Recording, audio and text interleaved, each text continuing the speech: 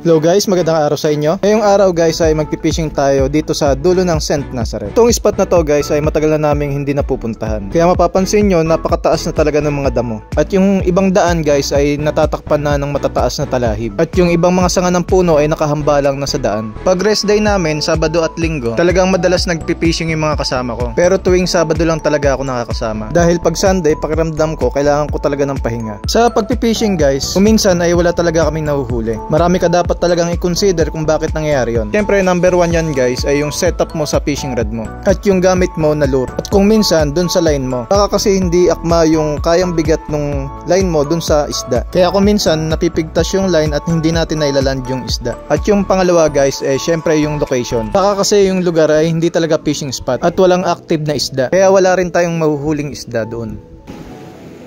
Kapag magpipishing tayo guys, lagi natin check yung ating drag Kasi minsan nagbabago yan. Kapag na-stock ng matagal, siyempre nangangalawang yung mga gear na tatakpan ng kalawang. Kaya nagbabago yung drag niya. At syempre yung pangatlo guys, yung panahon. Tulad dito sa island guys, madalas ay may nabubuo rito masamang panahon o low pressure area. Kaya madalas yung mga isda ay sa ilalim lang talaga nag-stay. Syempre kahit sino naman mga angler, nararanasan naman nilang masiro sa pagpipishing. Ngayon ay nakapwesto na tayo at ang pain natin ay pusit.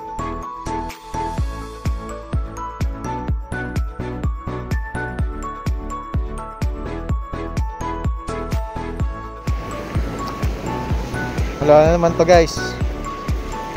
Hey, wala na naman. Hey, nako. Nandyan nga lang yung mga trigger fish. Mga trigger fish ang kumakain ito. Malulupit ang mga trigger fish Naubos na yung pain kong dala.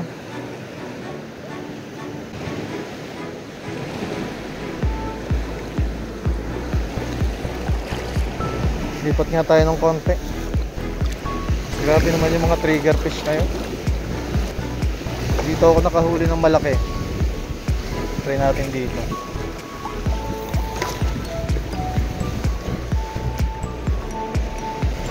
Fish on guys, fish on. Ay, parang wala na naman.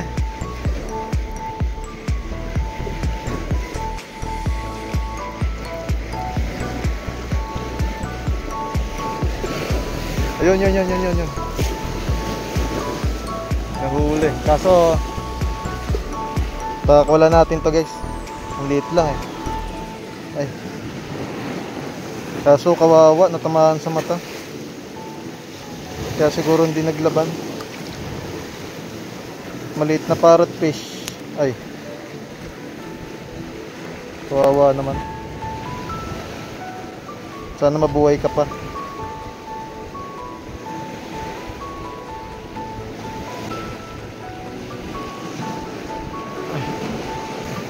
Wala natin guys. Sayang napakawala natin to. Fish on guys, fish on. Fish on. Ay, dami kumagat Ano kaya to? Ilan natin.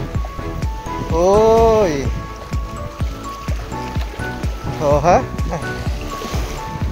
Nailand natin guys. Yung kanina pang kumakagat.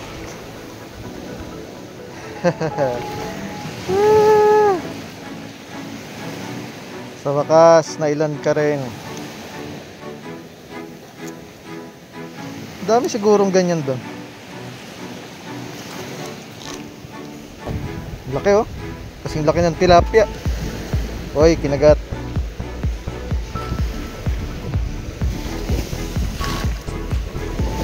Dalim ng kagat. Hindi ko pwedeng yung daliri ko.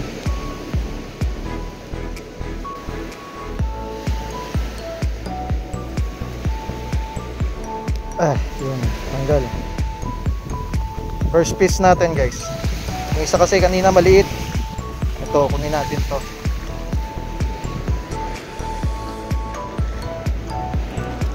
Fish on guys, fish on. Fish on na naman. Ba't walang galaw? Maliit lang siguro to. Ganun din, oh. Oh. Ba't di siya nakagalaw? Nakakadalawa na tayo, guys. Skip natin pa. Woo!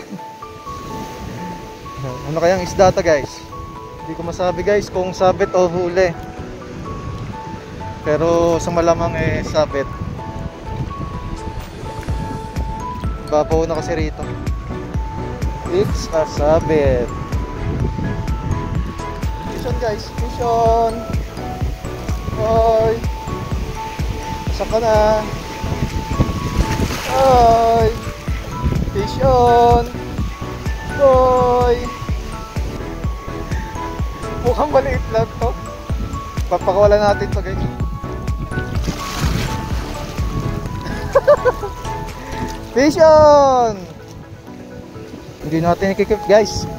Ibalik natin. Kala sabit, no? Nakahuli na rin.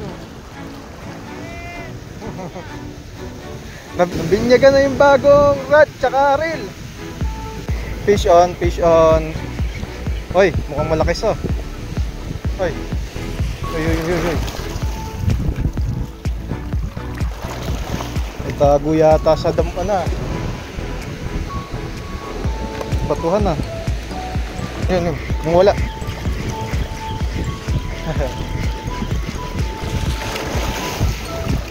Buti kung wala.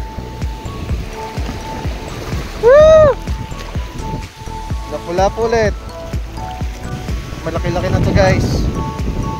Kala ko kung ano tuluyan ng pagtatago Guys, parang uulan na naman. Bigla-biglang umuulan kasi rito Ang dilim At ngayon, guys, papakita ko lang sa inyo yung mga huli naming isda. Siyempre, kung gusto nyo yung mga ganitong video, ay paki-subscribe naman para maging updated ka sa mga susunod ko pa ang mga video. At hanggang dito na lang ang video na to. Maraming salamat sa panonood and God bless.